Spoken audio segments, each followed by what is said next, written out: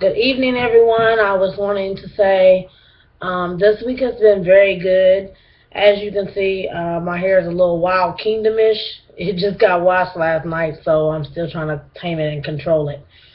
Um, I just wanted to say that I'm thankful that I've seen 25 years. My 25th birthday was Thursday. I was thankful that I got to see 25 years of life. Many people I know have not even made it this far, have passed away due to the selfish act of violence, whether it be on them or the people they was running with who had enemies. Um, I'm learning to put my trust and faith in Jesus. It's very hard to trust the Lord when you look around and see all the things you need, all the things you don't have. But when He makes a way out of no way, it really teaches you humbleness. I've been really humble. It's not easy to set aside my pride and my personal thoughts and feelings to go and do a lot of things that I must do in my everyday life. Um, I love the fact that I'm in counseling because it's teaching me how to be able to express my emotions and feelings privately. Some people think when you go see a therapist or a psychiatrist, you're crazy. No. A lot of people that are going to see a therapist or psychiatrist may have to see them due to they have been out there on drugs and alcohol. Now they got to learn how to deal with their emotions.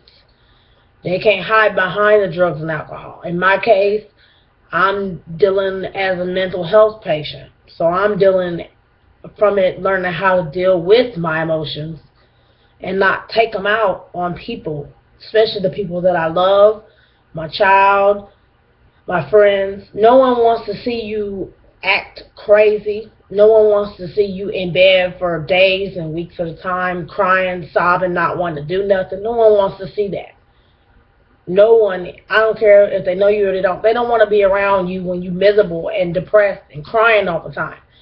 They want to see you they want to know that you're okay and that you can handle what's going to come your way. I can say that I'm happy that there was a decision reached about the debt ceiling. I will honestly say that I think that more needs to be done. I really think that the congressmen and congresswomen and the Senate and the House and the President and everybody that is in the process of making decisions about this particular subject matter needs to vote on taking a pay cut for life. For the rest of all the rest of their paychecks they're going to get, take a pay cut. They need to learn how to live within their means. They need to learn how to live within a budget. They need to learn how to live like us, low income or medium class or middle class people. We learn how to live within the budget. We learn how to live within our means. We learn how to go to the store, buy only what we need, and not buy what we don't. Buy only what we need. Don't be buying what you want because you want it. We learn self-discipline. We learn how to not do impulse buying. We learn how to budget. How much gas is it going to take you for the entire month? Like, how are you going to get from point A to point B as far as work? How are you going to be able to provide for your family, for your household? How are you going to be able to do the things you need to do? Right now, it's harder for me because I don't have a driver's license. So it makes it harder for me to get back and forth to a lot of different places.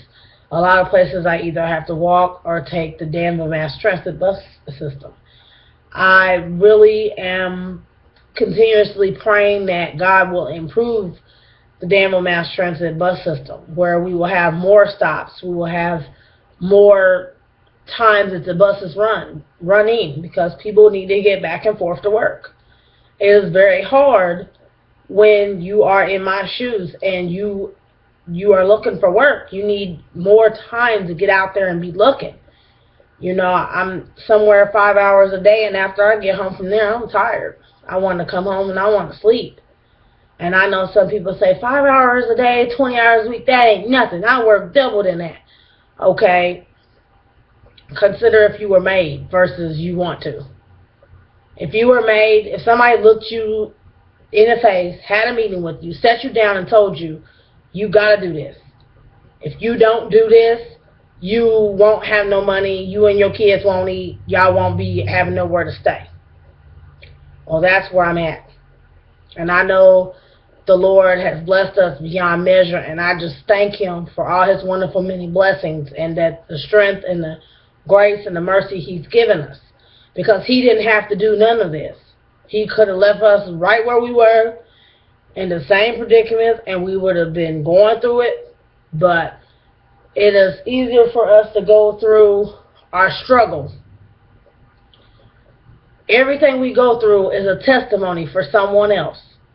We may not go through things the same way. I'm not better than nobody else.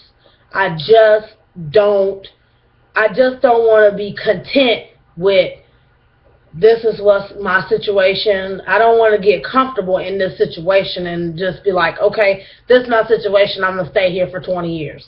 My baby needs to see more of this. He needs to see mommy's trying.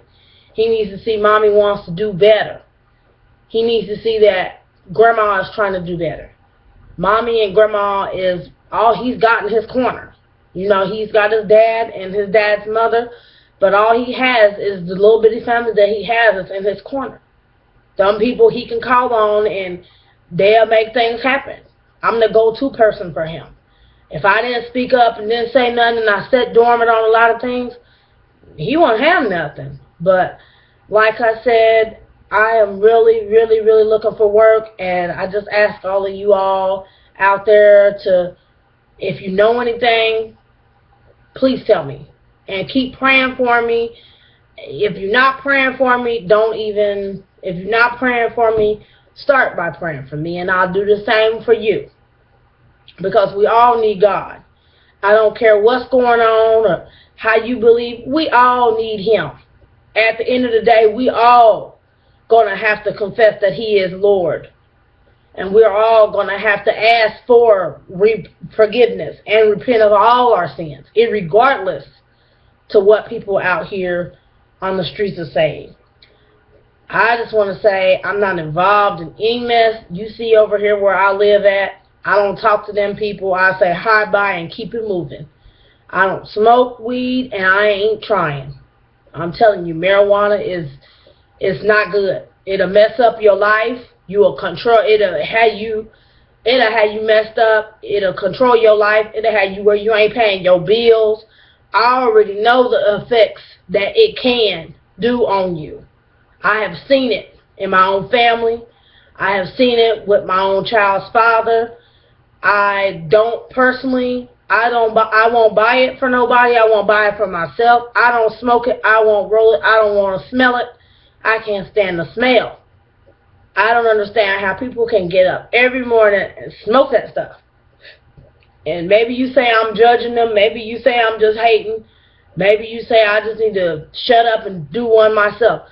I have never, ever been a fan of that stuff. I don't understand how you could spend $5 and $10, $20 on bags of weed and cigarillos. I don't understand how you can waste your money on something so significant, something that is so irrelevant. All the money we waste on, if you add up all the money you waste on weed, cigarettes, and beer, and all these other drugs, that is money you could have had to pay your bills. That's money you could have had to buy some clothes and shoes for yourself and your children. Instead, you are standing in the need of help because you wasted money on drugs, recreational drugs, that you claim was the best thing for you. I'm never, ever doing it, and I don't care to do it. It's not something I wake up in the morning and say, woo, whoop-de-doo, I'm going to be high as a kite. I never could understand how people could come to a work site high. What gratification do you get from that? And the bad thing is, they know they high. And they know who's up over them knows they high. It's like, you know you high, he know you high. Why are you going to keep doing this? I mean, are you just waiting to get in trouble? Why don't you stop now? And people that got kids, your children are seeing you roll up. They're saying you get drunk. I don't want to create that image for my son. I want him to know mama didn't do that. But I also know kids like myself, I was raised in a household where my mama didn't do any of that. And my daddy didn't do none of that either. So kids like me, they can turn up to be smoking weed and getting drunk, and their parents didn't do all that in front of them. Didn't do it in the house, didn't do it outside the house. And they turn up to end up doing that. And you be looking like, what in the world? How do you go from a household where your mama didn't do that to now you doing it? You doing it every day. It's a part of your life, sun up, sun down. I have certain family members that think that they're going to fuss me out about things on my windows. Well, let me tell you, curtains, drapes, curtain rods, all that stuff costs people. If you have family members that need help and they've just moved somewhere and they need to put curtains up, help them. Don't be going out there talking about them. And do not call them every day and fuss them out about these curtains. You know they in a financial predicament. They don't have the funds to go buy all these curtains that they need for their windows. They don't have that. So right now they need your help. They need a little more, they need a little less mouth and a lot more helping. So I've gotten through the past 2 weeks of being sick, sluggish, and woo-la. Now I'm getting better. And I start school coming up this week. I hope that I can achieve more, greater and more in my life. And I just want to get through these classes so I can make it. I'm just sick of struggling, sick of the heartache, sick of the pain. Just want to get through it. I just don't want to keep hearing the same old mumbo jumbo. But I'm just going to keep praying and keeping the faith that I will find a job with God's help and that there will be an opening somewhere for me in town that I can get to. I can get home and get there safe and sound and get back home safe and sound. I just want to be able to provide for my son and myself. I know that nothing is handed to you on a silver platter. And I know that God will not give you no more than you can bear. And I know that He will be a help in the present time of trouble. I know He will be a bridge over troubled water. He will be everything my grandma ever said, that Jesus is real. I know the Lord is real. He is everything to me. And I thank Him for getting my baby through all these sicknesses thus far. I know there are many more we got to go through. And we're going to have a lot more colds and a lot more everything else. But I'm speaking, I will find a job this week.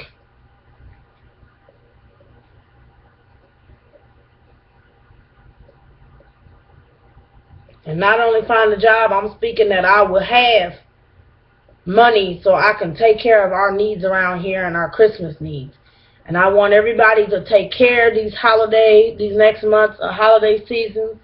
I want everybody to be blessed, stay safe, take care of your children, pray for your neighbors, pray for your children, pray for yourselves, pray for the nation, pray for the financial circumstances of the nation.